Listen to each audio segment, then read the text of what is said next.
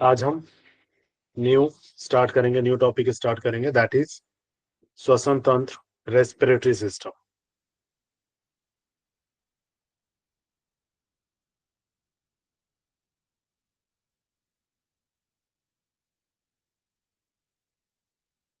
Visible है सभी को? श्वसन तंत्र अर्थात रेस्पिरेटरी सिस्टम। रेस्पिरेटरी सिस्टम क्या है? हम जैसा जानते हैं कि मनुष्य बिना भोजन के कुछ सप्ताह या बिना जल के कुछ दिनों तक जीवित रह सकता है, किंतु यदि श्वास क्रिया ब्रीदिंग 3 से 6 मिनट के लिए रुक जाए तो मृत्यु हो जाती है। राइट? अगर श्वास की क्रिया कितनी 3 से 6 मिनट भी रुक जाए तो मृत्यु हो जाती है। क्लियर है?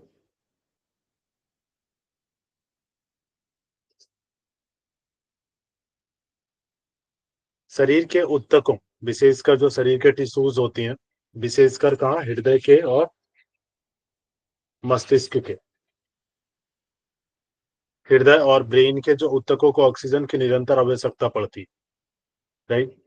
जो ब्रेन के और मस्तिष्क के जो सेल्स हैं उसको क्या है, कंटिन्यूअस ऑक्सीजन की नीड होती है। राइट? ऑक्सीजन की आवश्यकता पड़ती है जिसकी आपूर्ति होना अनिवार्य है।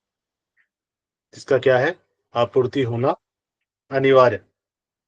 कुछ ही मिनटों में ऑक्सीजन के अभाव से जो टिश्यूज होती हैं वो निष्क्रिय हो जाती है, वर्क करना छोड़ देती हैं, डेड हो जाती है। हृदय स्पंदन बंद हो जाता है, जो हार्ट बीट है वो बंद हो जाएगा।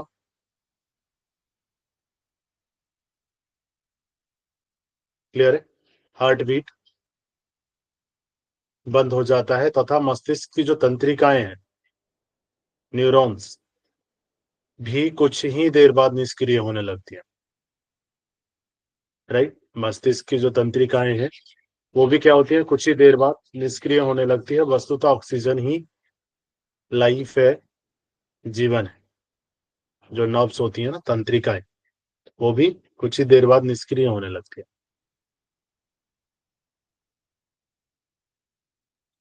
वायुमंडल से ऑक्सीजन के अंतःकरण करने का कार्य श्वसन संस्थान करता है, इनहेल करने का, है ना, उसको अंदर लेने का काम कौन करता है?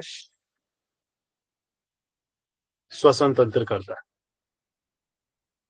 श्वसन संस्थान के द्वारा शरीर की प्रत्येक कोशिका, जो सेल होती है, ऑक्सीजन की सप्लाई करती है। राइट? जो प्रत्येक सेल है, हर एक सेल क्या करती है, ऑक्सीजन की सप्लाई करती है, सप्लाई प्राप्त करती है, और कोशिकाओं द्वारा उसका उपयोग हो जाने के पश्चात जब सेल्स द्वारा उसका यूज कर लिया जाता है, उसके बाद क्या होगा, त्याज्य पदार्थ के रूप में, वेस्ट मटेरियल के रूप में कार्बन डाइऑक्साइड गैस बाहर निकलती है। क्लियर है? वेस्ट मटेरियल के रूप में क्या होती है, जो कार्बन डाइऑक्साइड होती है वो क्या होती है, बाहर निकलती है। वस्तुतः श्वसन, रेस्पिरेशन, कोशिकाओं तथा वातावरणीय वायु के मध्य होने वाला पारस्परिक विनिमय अर्थात आदान प्रदान ही है। किसके बीच में? श्वसन क्या है, रेस्पिरेशन क्या है, सेल्स, और वातावरणीय वायु जो एयर है, एटमॉस्फेरिक एयर जो है, उसके बीच में होने वाली क्या है, एक प्रोसेस है। क्लियर? जिसमें ऑक्सीजन का आना और कार्बन डाइऑक्साइड का जाना, ये दोनों प्रोसेस शामिल होता है। श्वसन क्रिया वस्तुतः दो पूर्णतः भिन्न भिन्न क्रियाओं, जिसमें इंस्पिरेशन और एक्सपिरेशन का सम्मिलित रूप है। इसमें दो क्रियाएं होती है ना, एक इंस्पिरेशन जिसको प्रश्वसन कहते हैं, और एक होता है एक्सपिरेशन जिसको हम निश्वसन कहते हैं। इंस्पिरेशन और एक्सपिरेशन दो प्रोसेस शामिल है, दो क्रियाएं होती है। जिस क्रिया के द्वारा वातावरणीय वायु को अंदर लिया जाता है उसे क्या कहते हैं, इंस्पिरेशन कहते हैं। क्लियर है? जिस प्रक्रिया के द्वारा ब्रीदिंग अंदर ली जाती है, श्वास अंदर लिया जाता है, उसको क्या कहते हैं?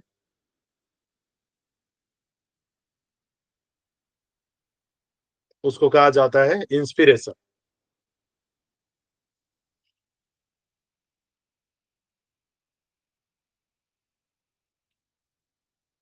और जिस क्रिया से त्याज गैसों को बाहर निकाला जाता है उसको क्या कहते हैं? एक्सपीरेशन कहते हैं। क्लियर है? लेने वाली जो क्रिया है उसको इंस्पिरेशन, और जो आउट करने वाली क्रिया है, कार्बन डाइऑक्साइड को बाहर निकालने वाली क्रिया है, उसको एक्सपीरेशन कहा जाता है। श्वसन की एक प्रक्रिया में एक बार श्वास भीतर लेना तथा पुनः श्वास बाहर छोड़ना सम्मिलित है। एक जो प्रोसेस है उसमें क्या शामिल है? इंस्पिरेशन और एक्सपिरेशन, ये दोनों एक प्रोसेस में शामिल है। जो एक प्रक्रिया हो रही है, एक चैन जो बन रहा है, एक प्रोसेस हो रहा है, उसमें इनहेल किया और एक्सहेल किया, ये दोनों प्रोसेस शामिल है। क्लियर? श्वसन संस्थान में ये दोनों प्रक्रियाएं दो भिन्न भिन्न स्तरों पे होती हैं, है ना? दो अलग अलग स्टेजेस पे होती हैं, एक ही स्टेज पे नहीं होती, अलग अलग स्टेजेस पे होती हैं। पहली क्रिया क्या है? कोशिकाओं, एक सेकंड, पहली क्रिया कौन सी है? सेल्स और किसके बीच में? एल्वोलाई के बीच में। जो पहली फंक्शन होती है किसके बीच में होती है? सेल्स और वायुकोश जो एल्वोलाई है के मध्य होती है, जिसे क्या कहा जाता है? External respiration. जिसे क्या कहा जाता है? बाह्य श्वसन या एक्सटर्नल रेस्पिरेशन या पल्मोनरी रेस्पिरेशन। पहली क्रिया किसके बीच में हो रही है?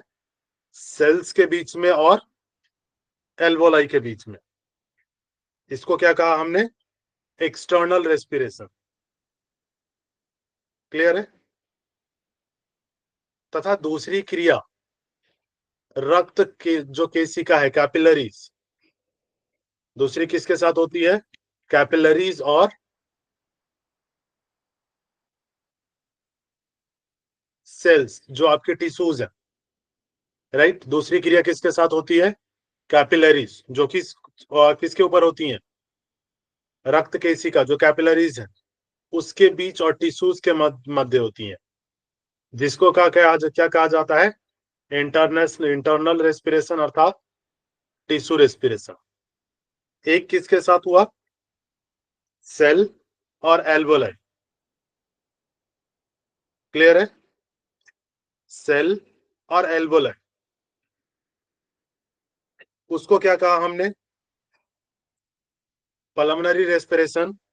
पल्मोनरी रेस्पिरेशन या तो एक्सटर्नल रेस्पिरेशन, क्योंकि बाहर हो रहा है। और दूसरी किसके बीच होगी? कैपिलरीज और टिश्यू के साथ। क्लियर है? जिसको क्या कहेंगे? इंटरनल रेस्पिरेशन या टिश्यू रेस्पिरेशन। क्लियर? ये दो टाइप की रेस्पिरेशन होती हैं, दो प्रकार की प्रोसेस होती है।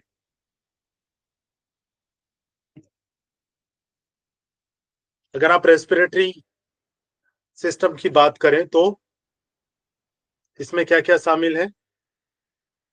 जो रेस्पिरेटरी ट्रैक होती है, रेस्पिरेटरी ट्रैक में सबसे पहले नासिका से लेकर फुसफुसीय वायु कोशों तक, एल्वोलाई में जिसको कहते हैं, है ना? Alveoli duct. ठीक है?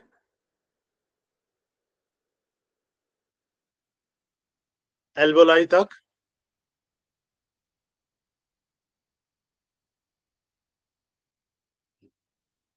जो प्रक्रिया होती है, निरंतरता में स्थित श्वसनीय अंग जिनसे होकर वायु क्या करती है?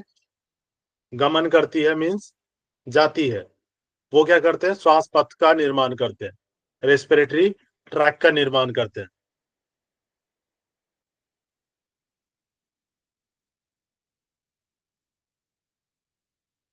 क्लियर है?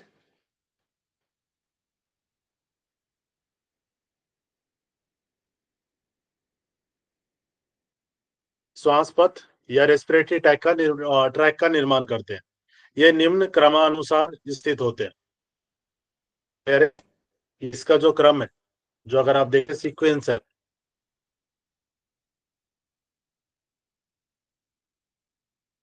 वो सीक्वेंस क्या है?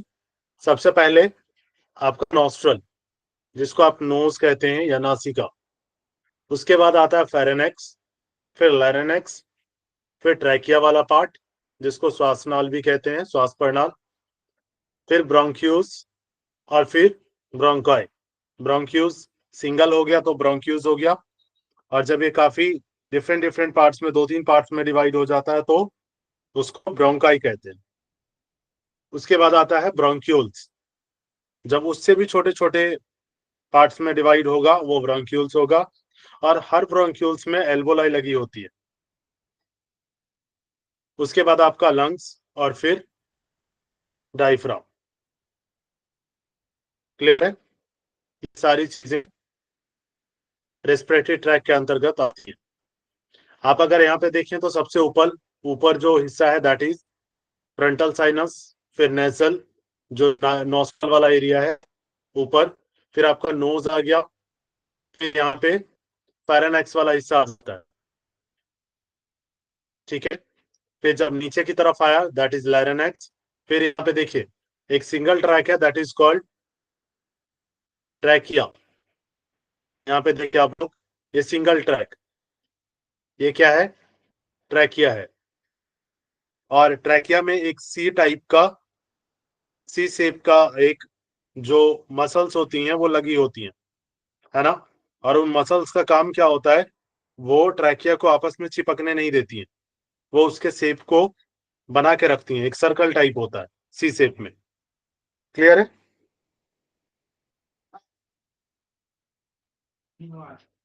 उसके बाद आता है एल्वोलर, एल्वियोली, राइट? एल्वियोली क्या है? जब ये आगे की तरफ चला गया वो अंगूर के गुच्छे के टाइप का हो जाता है। उससे पहले आपका ब्रोंक्यूज, यहाँ पे देखिए डिवाइड हुआ ट्रैकिया 2 भागों में। ठीक है, 2-3 भागों में यहाँ डिवाइड हुआ, फिर ये यहाँ उससे भी ज्यादा आप ब्रोंक्यूल्स, और फिर लेफ्ट लंग्स, इधर लेफ्ट लंग्स हो गया, इधर राइट लंग्स हो गया। क्लियर है? और फिर नीचे ये मसल्स जो है that is called diaphragm. Clear है? आप इसको इस तरीके से समझ सकते हैं कि एक जो पेड़ होता है ना, पेड़ क्या होता है? पहले स्टार्टिंग में एक सिंगल होता है तो आप उसको ट्रैकिया कहेंगे, है ना? फिर पेड़ क्या होता है? उसके 2 से 3 तने निकल गए, 2 तना इस डिवाइड हो रहा है और 2 तना इस साइड डिवाइड हो रहा है, दैट इज कॉल्ड ब्रोंक्योस। फिर उस तने में से भी कई सारी टहनियां निकल जाती हैं, छोटी छोटी सी, दैट इज कॉल्ड ब्रोंक्यूल्स। और उसके में जो फूल लगेंगे, फूल और फल लगेंगे, उसको आप किस तरीके से समझ सकते हैं? That is called alveoli. Clear है? इस तरीके से पूरा एक शेप बना होता है।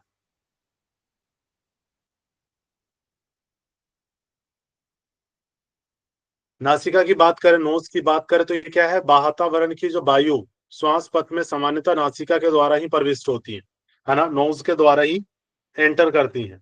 किसमें? रेस्पिरेटरी ट्रैक में। बाह्य नासिका नाक का दृश्य भाग है ना? जो बाहर वाला जो आप ये हिस्सा देख रहे हैं, तो ये आप देख सकते हैं, है ना? विजिबल है, जो नासिका अस्थियों, नेसल बोन्स और कार्टिलेजेस द्वारा बनी होती है। और इसमें एक बड़ी गुहा होती है इनसाइड, जो कैविटी होती है जिसे क्या कहते हैं? नेजल कैविटी कहा जाता है। क्लियर है? इसके ऊपर में जो अंदर की तरफ, that is called nasal cavity. जो एक क्या होता है? उपास्थि निर्मित विभाजक पट, मीन्स नेसल सेप्टम द्वारा दाहिने एवं बाएं 2 भागों में विभाजित हो जाती है, रहती है। क्लियर है? एक नेसल सेप्टम होता है जो इसको क्या करता है? एक राइट साइड और एक लेफ्ट साइड में डिवाइड करता है। नासिका गुहा के विभाजित हो जाने पर, नेसल कैविटी के विभाजित हो जाने पर, इसके आगे बाहर की ओर और पीछे 2-2 नॉस्ट्रिल अथवा एंटीरियर नर्स नेरेस भी कहा जाता है, जब ये डिवाइड हो जाता है 2 पार्ट में। क्लियर है? जिसको क्या कहता है? एक तो पोस्टीरियर नर्स कहते हैं, और जो फारेनेक्स तक हवा ले जाती है, जो पीछे वाला हिस्सा है पोस्टीरियर नर्स, वो क्या करता है? फारेनेक्स तक एयर को लेके जाती है। क्लियर है? जो पीछे की तरफ छिद्र होती है। उसके बाद आता है फेरेनेक्स। फेरेनेक्स का काम क्या है? नासिका में से प्रवेश की हुई वायु, जो नॉस्ट्रल से एयर आपने इनहेल किया है, जो एंटर हुआ है, नाक मार्ग को पार करके कहां पहुंचेगा?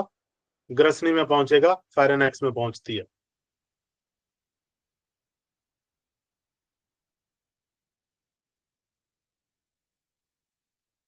क्लियर है? फेरेनेक्स में पहुंचती है। उसके बाद क्या? ग्रसनी का जो ऊपर वाला भाग है, स्फेनोइड, अस्थि के मुख्य भाग द्वारा बनता है। जो फेरेनेक्स है उसका जो ऊपर भाग है वो किससे बनता है? Sphenoid, right. स्फेनोइड जो मैंने आपको बताया था, उसके वाले भाग से बनता है। स्फेनोइड कहाँ था? कौन बताएंगे? सर नोज और चिक वाले रीजन में। परफेक्ट, ठीक है। स्फेनोइड मैंने बताया था ना, ईयर्स के जस्ट पीछे की तरफ। और स्केफॉइड भी बताया था मैंने। स्केफॉइड कहाँ था? सर हमारे पाम में। अरे वाह प्रियंका जी, क्या उत्तर दिया आपने। स्फेनॉइड सिर में होती है सर, क्रेनियल बोन्स होती है स्फेनॉइड। स्केफॉइड हाँ, मतलब मेरा पढ़ाना व्यर्थ ही लग रहा मुझे तो। नहीं नहीं सर, कंफ्यूजन हो गया था। मैं ये बोलने वाली थी स्पेनॉइड और आपने ब्रेन में स्पेनॉइड किन्होंने बोला। कहा? ब्रेन में किन्होंने कहा? ब्रेन वाले भी एक बार हैंड रेज कर दे। सर सर सिर हथेली में में होती है, बोला। सिर में क्रेनियल बोन्स होती है सर, सिर में होती है। स्केफॉइड। आकांक्षा जी जी सर। अपने विचार रखेंगे इस पे कुछ?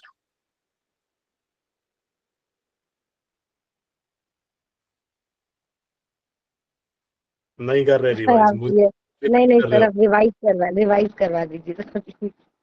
ठीक है। मुझे लग ही नहीं रहा, मैं पता नहीं कैसे बीच में आज क्वेश्चन पूछ दिया मैंने। वो तो मुझे इससे याद आ गया, स्पेनोइड से याद आ गया मुझे। और इस चीज को इतना क्लियर किया था मैंने स्कल में, क्वेश्चन में। आपको पीवाई क्यू स्कल में करवा रहता के। है सर, स्कल में बहुत रहता है। बढ़िया अनु जी। मैं दिखाऊं स्कल में अगर नहीं हुआ तो? मैं सर दोबारा रीड स्पेनॉइड, कर देता हूँ स्कल को। स्पेनॉइड का ही बोल रहे हैं सर, स्पेनॉइड का ही सर तो बोलते वो हैं सर। स्नेहलता टिंडे पका वाले में आपने स्पेनोइड, पूरा बताया था। स्नेहलता हाँ। टिंडे पका में स्नेह लता टिंडे पका, तेरे एट टिंडे कच्चे एट हैं। वो 8 बोन्स सर बताए थे। कहाँ पे? सर रिस्ट रिस्ट में, हाँ, रिस्ट में। कहाँ था इसके पॉइंट फिर? रिस्ट में। चेक करिएगा जरा नोट्स को, स्केफर्ड लिखा हुआ है इससे। हाँ सर, किया था।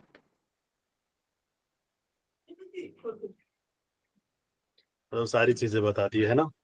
कोई घुटने में बता दीजिए, कोई हेड में बता दीजिए, कोई और जगह बचा रहा हो तो उसमें भी बता दीजिए।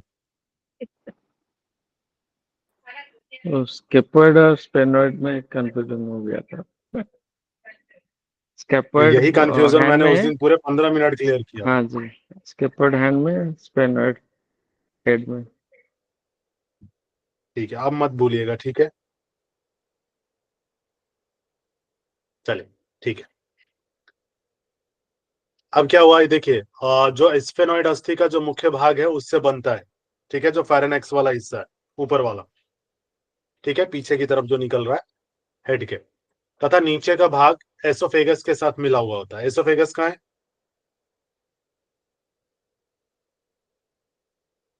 Where is esophagus? Sir digestive system, perfect, digestive digestive eliminate. System. हाँ, जिसको फूड पाइप कहते हैं, ठीक है। एक हिस्सा तो फूड पाइप के साथ मिला होता है फेरेनेक्स का, और दूसरा हिस्सा स्फेनोइड के साथ, ऊपर वाला जो हिस्सा है वो स्फेनोइड का मुख्य भाग होता है। या कपाल के आधार के समीप, जो आपका ब्रेन का मेन बेस है, उसके समीप, तथा नासिका गुहा जो एंटर नेसल कैविटी, मुख गुहा जो ओरल कैविटी है, एवं स्वर यंत्र के पीछे, वोकल कॉर्ड के पीछे स्थित 12 से 14 सेंटीमीटर लंबी एक पेशिय नली होती है, जिसका ऊपरी सिरा क्या होता है? चौड़ा होता है, ठीक है।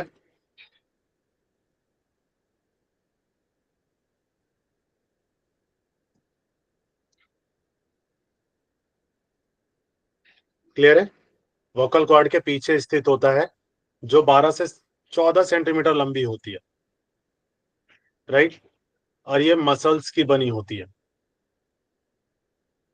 ठीक है, मसल्स की बनी होती है। क्लियर है?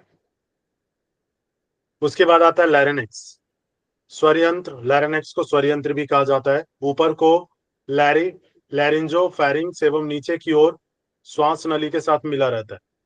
इसके ऊपर हायोड अस्थि, हायोड बोन आपको बताया था मैंने। क्लियर है? हायोड बोन कहाँ पे, किससे था, किसमें था? हमारी गले में टंग सर। टंग की जो बोन रहती है सर, सबसे बड़ी बोन। परफेक्ट, फेस के अंदर अंतर्गत आता है, ठीक है ना, यस सर। Hyoid bone. एवं जिह्वा का निचला भाग रहता है, ठीक है, सामने गर्दन की पेशियां, राइट, तथा पीछे लैरिंजो फेरिंग्स एवं सर्वाइकल वर्टिब्रा रहते हैं। क्लियर है? जीवा का जो आगे सामने जो गर्दन की पेशियां, जो गर्दन की मसल्स हैं, ठीक है, और पीछे लैरिंजो फेरिंग्स एवं सर्वाइकल की मसल्स होती है, सर्वाइकल की जो बोन है, ठीक है, वो होती है। दोनों पार्थों में थायराइड ग्रंथि के खंड रहते हैं। दोनों पार्टों में, जो दोनों पार्ट्स होते हैं, उसमें क्या होता है, थायराइड ग्रंथि, है ना, थायराइड ग्लैंड के खंड रहते हैं।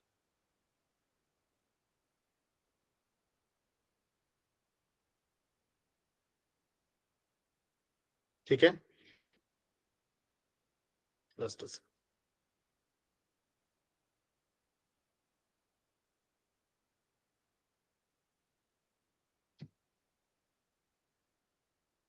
ये किसका हमने लैरिनेक्स का देखा, इसका स्थान का है, ठीक है।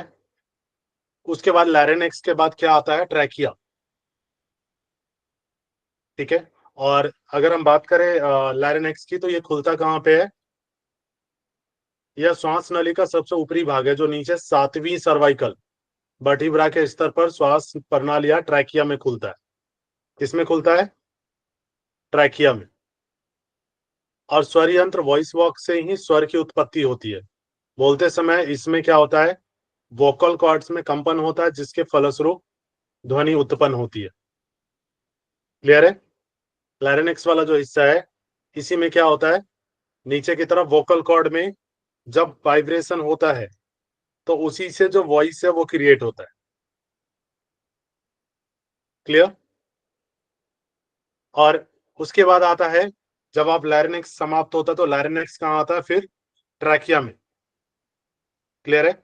यहां से जब शुरू होगा तो फिर वो ट्रैकिया में आएगा।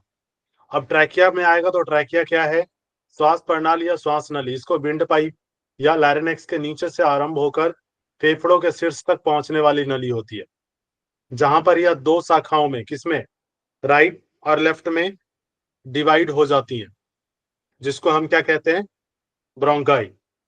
और प्रत्येक फेफड़े में क्या हो जाती है, प्रविष्ट हो जाती है, एंटर हो जाती है। क्लियर है? यह लगभग 12 सेंटीमीटर लंबी नली है। कितने सेंटीमीटर? करीब 12 सेंटीमीटर लंबी एक पाइप है। नली को हम पाइप ही कहते हैं ना, एक पाइप होती है। श्वास प्रणाली के ऊपरी वाले भाग के सामने से कहा, थायराइड ग्रंथि, राइट, स्थमस होता है, और एरोटा का आर्क निचले वाले भाग के सामने स्थित रहता है, राइट। जो एरोटा का जो आर्क है ना, उसके निचले वाले भाग के सामने स्थित रहता है। एरोटा जब निकलती है ना, तो उसके निचले वाले भाग के पास होता है।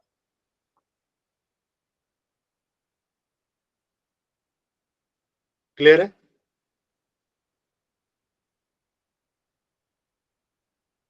इसके साथ स्टर्नम का मैन्यूब्रियम भी सामने की ओर होता है। स्टर्नम का जो मैन्यूब्रियम है, ब्रियम, वो भी सामने की तरफ रहता है। स्टर्नम कहाँ पे है? ठीक फ्रंट है, साइड। स्टर्नम कहाँ है? हमारे सर जो दोनों बैक क्लेविकल बोन आगे में है, दोनों क्लेविकल बोन पे। स्टर्नम चेस्ट की बोन है, सर चेस्ट के पास। फिर गलत बता रहे हैं। सर हमारा जो रिब केज है उसके बीच में जो है स्टर्नम। परफेक्ट। ट्रैकिया जस्ट उसके पीछे से जा रहा है, ठीक है। ट्रैकिया जस्ट जो श्वास ना ला रहा वो जस्ट इसके पीछे ही तो है, इसी वाले हिस्से के, तो स्टर्नम के जस्ट पीछे की तरफ है। क्लियर है। और इसके साथ स्टर्नम का मैन्यूब्रेम भी सामने क्यों रहता है, और गरस नली जिसको हम फूड पाइप कहते हैं, एसोफेगस इसके पीछे स्थित रहती है। ट्रैकिया के पीछे है एसोफेगस। क्लियर है। ट्रैकिया आगे, उसके पीछे सबसे ऊपर स्टर्नम, उसके पीछे ट्रैकिया और उसके पीछे एसोफेगस, और इसके पीछे स्थित रहती है, जो इसे क्या करती है, थोरेसिक वर्टिब्रा से पृथक रखती है ना। जो थोरेसिक वर्टिब्रा है वो क्या होगा, सबसे लास्ट में है। क्लियर है। थोरेसिक वर्टिब्रा तो पीछे चला गया ना, थोरेसिक कौन सी वर्टिब्रा हो गई,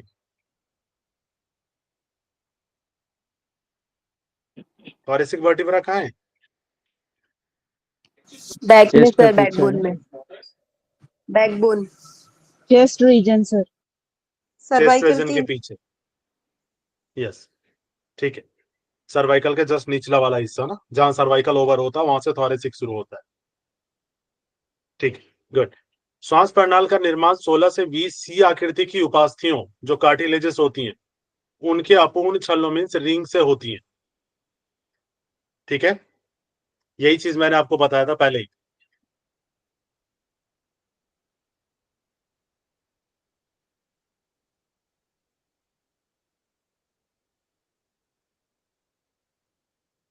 ठीक है, जो कार्टिलेज होते हैं उससे होती हैं। और ये क्या करती हैं, इसका काम क्या होता है, एक दूसरे के ऊपर स्थित रहकर आपस में क्या करती हैं, प्रत्यास्थ तंतु ऊतकों मीन्स फिब्रोइलास्टिक कनेक्टिव टिश्यूज एवं लॉन्गिट्यूडनल स्मूथ मसल्स द्वारा जुड़े होते हैं ये।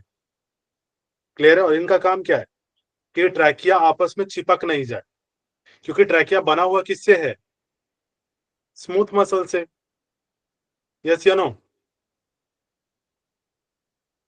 ट्रैकिया किससे यस बना सर। हुआ है, स्मूथ यस मसल सर, से ना ट्रैकिया में। तो ऐसा भी तो हो सकता है कि ट्रैकिया आपस में चिपक जाए, दो पाइप है और पाइप बिल्कुल स्मूथ मसल्स में है, बिल्कुल नाजुक है, तो वो चिपक भी तो सकती है आपस में।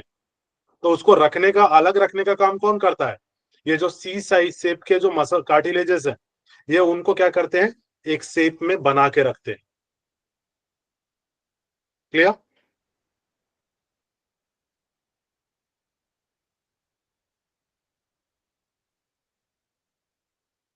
फिर होता है ब्रोंकाई, उसके बाद क्या आता है, ब्रोंकाई। ब्रोंकाई क्या है, श्वास प्रणाल जो पांचवी थोरेसिक वर्टिब्रा के स्तर पर दाईं तथा बाईं दो शाखाओं में विभाजित होती है।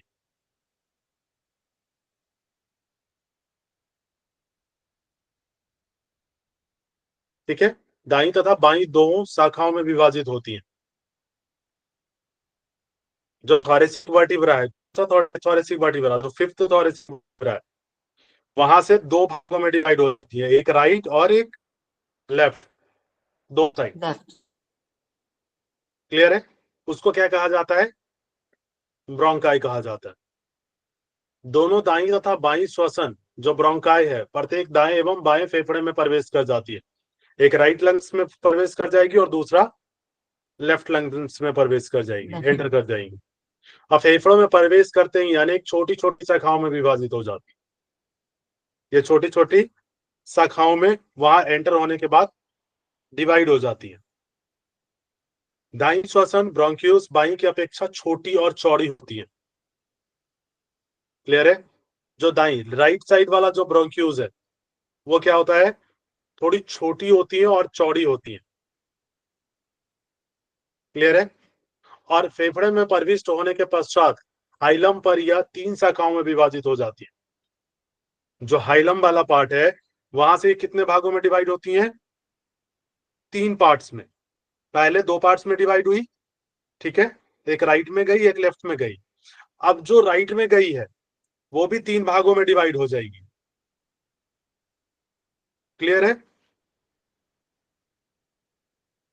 जो कि क्या होगी, शाखाओं में विभाजित हो गई, और जिनमें से एक एक शाखा फेफड़ों के ऊपर, मध्य और निम्न तीनों लोब्स में चली जाती है। लंग्स का ऊपर वाला लोब, मिडल लोब और लोअर लोब, 3 लोब्स में डिवाइडेड है। तो एक कहां जाएगा, ऊपर की तरफ, दूसरा सेंटर में और तीसरा नीचे की तरफ। ये 3 भागों में डिवाइड हो गई अंदर। क्लियर है? और प्रत्येक शाखा फिर अनेक छोटी छोटी उप शाखाओं में, जिन्हें क्या कहा जाता है, ब्रोंक्यूल्स कहा जाता है, में विभाजित हो जाती है। पहले 2 में डिवाइड हुआ, फिर जो 2 है वो 3 में डिवाइड हुआ, और वो 3 जो है फिर वो अनेक शाखाओं में डिवाइड हो गए। क्लियर हुआ?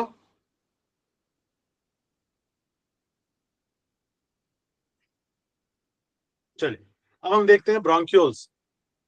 हमने ब्रोंकाई देखा, अब ब्रोंक्यूल्स। ब्रोंक्यूल्स क्या करते हैं, प्रत्येक ब्रोंक्यूल्स फेफड़े के खंड में प्रवेश होने के पश्चात क्या हुआ, अनेक शाखाओं में विभाजित हो गई। हमने ऊपर देखा ये, जिन्हें स्वच्छनिकाय या ब्रोंक्यूल्स कहते हैं। इनमें उपास्थि नहीं होती है, इनमें कार्टिलेजेस नहीं होती हैं, ठीक है, इनमें कार्टिलेजेस नहीं होती हैं, लेकिन ये पेशियां, ठीक है, तंतुमय एवं लचीले उत्तक की बनी होती है। ये मसल्स क्या होती है, मसल्स की बनी होती हैं,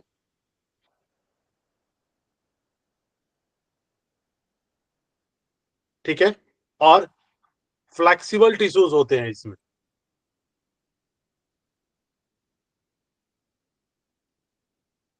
क्लियर है? इसमें क्या होती है, फ्लेक्सिबल टिश्यूज होती हैं।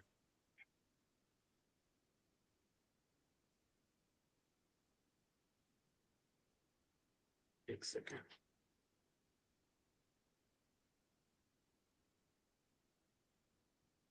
इसमें जो टिश्यूज होती हैं वो क्या होती हैं, फ्लेक्सिबल होती हैं।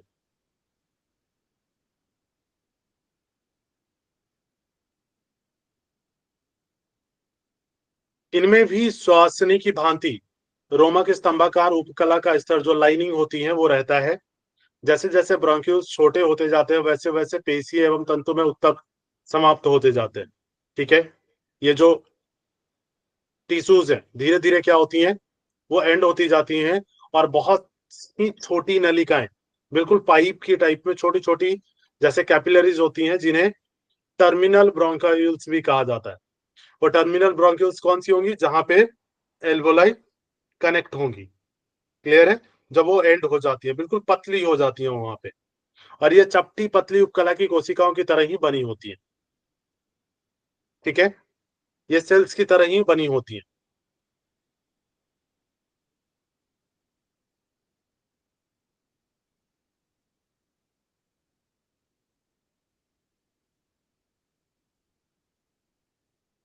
ठीक है, कोशिकाओं की एक तह जो होती है, एक लेयर होती है, उससे बनी होती है, ठीक है।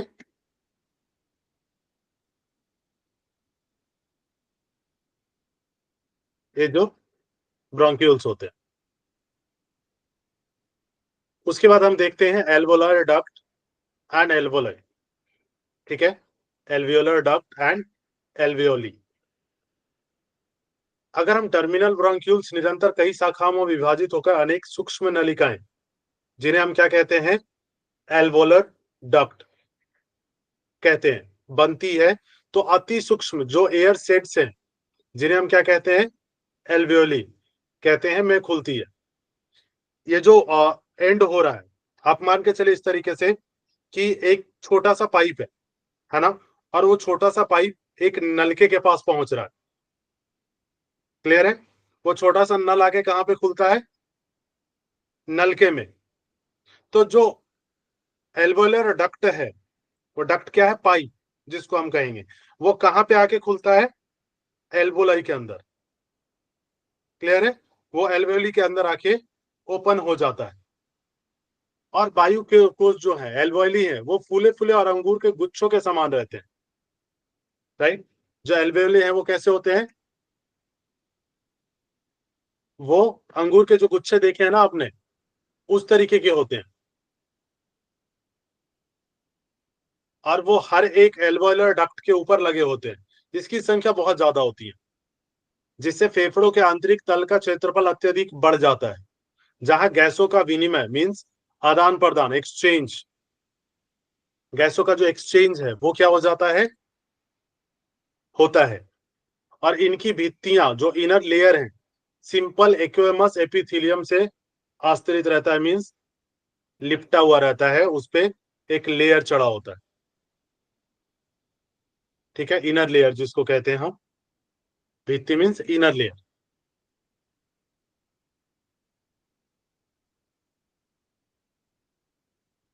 क्लियर है? से ढका हुआ रहता है, आस्तारित मींस ढका हुआ रहता है, कवर रहता है। क्लियर है? एल्वोलर डक्ट समझ में आया? एल्वोलर समझ आया क्या होता है? ठीक है, उसके बाद हम आते हैं लंग्स के ऊपर।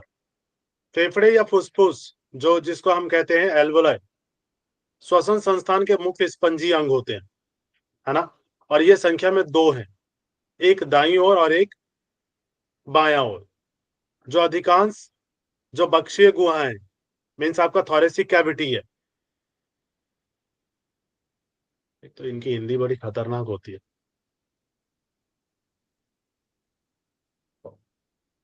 समझ आ रहा है ना? मैं इसे लिख दे रहा हूं आगे ताकि आपको ज्यादा दिक्कत ना हो। कुछ ऐसे वर्ड हैं जो थोड़ा सा दिक्कत कर सकते हैं।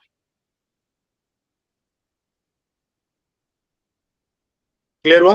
जो थोरेसिक कैविटी में क्या होते हैं, एंटर रहते हैं, उसी के अंदर समाये रहते हैं। फेफड़े शरीर के मध्य रेखा, जो सेंटर लाइन है, दोनों पार्श्व में अवस्थित होते हैं, एक राइट साइड और एक लेफ्ट साइड, तथा मीडिया स्टाइनम द्वारा एक दूसरे से पृथक रहते हैं। मीडियल जो स्टर्नम है,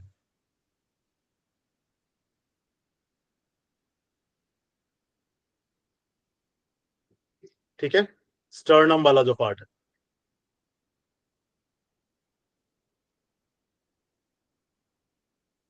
उससे क्या होते हैं, ये दोनों अलग रहते हैं।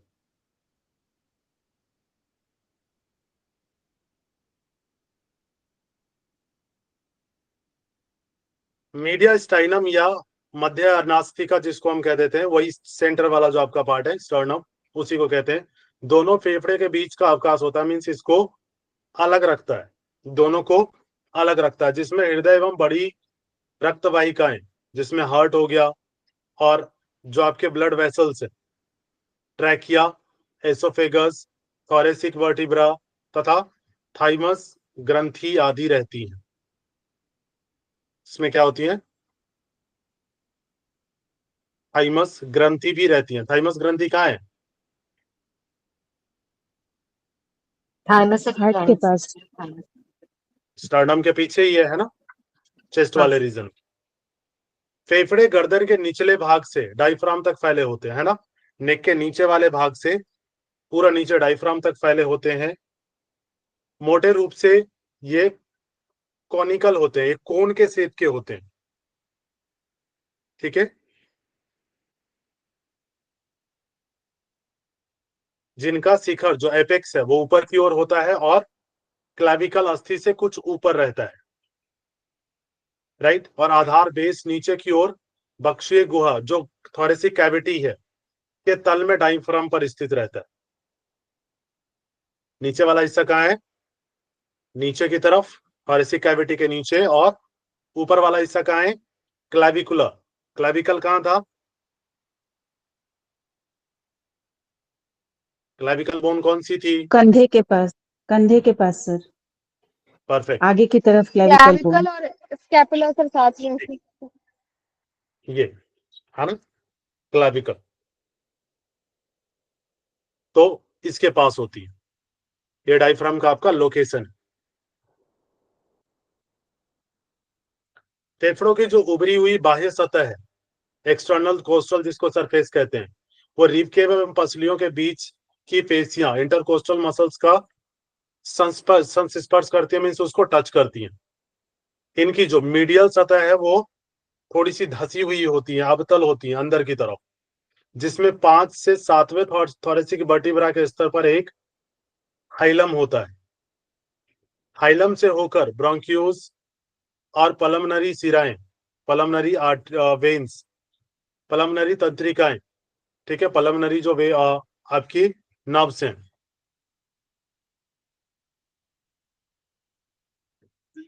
राइट, एवं लिम्फेटिक वेसल्स फेफड़ों में आ जाती हैं।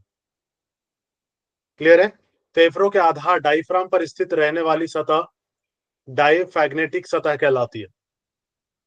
जो डायफ्राम पर स्थित है उसको क्या कहते हैं?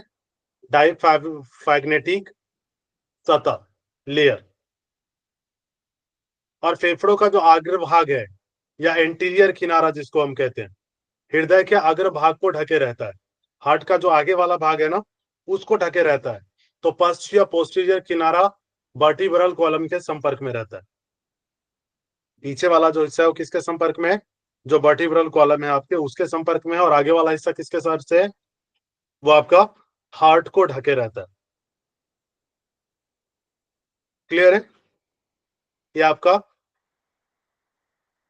जो हार्ट, जो लंग्स का वो प्लेस है वो बताए।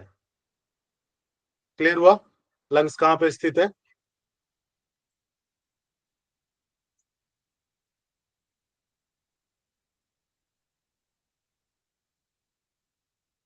चलिए इसको आगे कल कंटिन्यू करेंगे।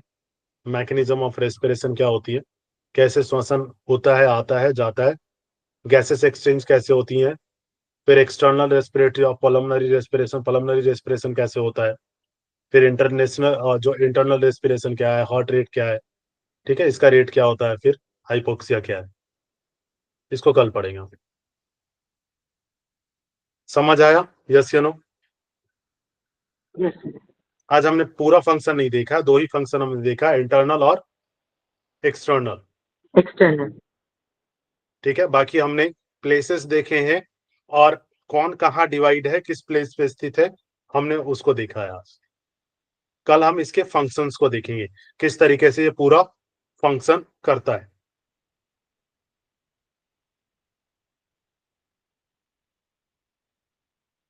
कोई डाउट तो नहीं? No, sir.